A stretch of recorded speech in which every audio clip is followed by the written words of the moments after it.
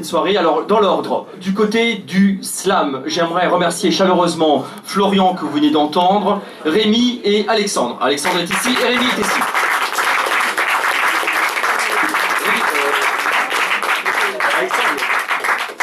Alors, juste une précision pour les slammeurs, c'est leur propre texte qu'ils vous ont déclamé ce soir, et ils ne se sont pas réfugiés comme nous du côté alexandrin derrière des grands auteurs classiques, ils ont lu leur propre plume, et je tenais vraiment à leur remercier parce que vous avez vraiment du talent et des très très beaux textes. Merci en tout cas. Alors, du côté, que je ne dis personne, du côté des Alexandrins, on a eu Jean-Cyril qui malheureusement a dû nous quitter, Didier, Jean-Claude, Khaled, Odile, Mélanie et Christophe qui est juste ici. Non mais je l'ai fait exprès pour te mettre plus en valeur. Et bien sûr, Elena. Pour la Russie.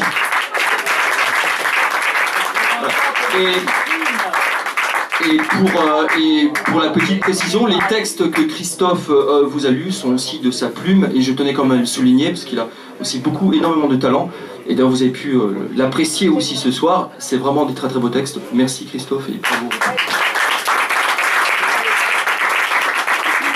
Mais il y a un remerciement anonyme que j'aimerais faire ce soir, que j'aimerais partager avec vous. Je remercie chaleureusement une personne qui se trouve dans la salle, que je ne vais pas citer, mais qu'elle sache que tout mon cœur et mes pensées vont vers elle, parce que c'est elle qui m'a donné l'idée ce soir de cette soirée, de confronter amicalement le slam d'un côté, cette poésie urbaine avec cette grande liberté d'esprit, et d'un autre côté la métrique très très précise de l'alexandrin, et de les confronter tous les deux à 4 voire 5 siècles d'écart.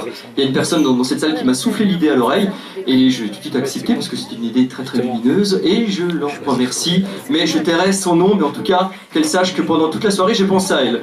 Voilà. D'autres choses encore à vous dire, les toutes dernières, les lectures à haute voix sont une très très vieille tradition.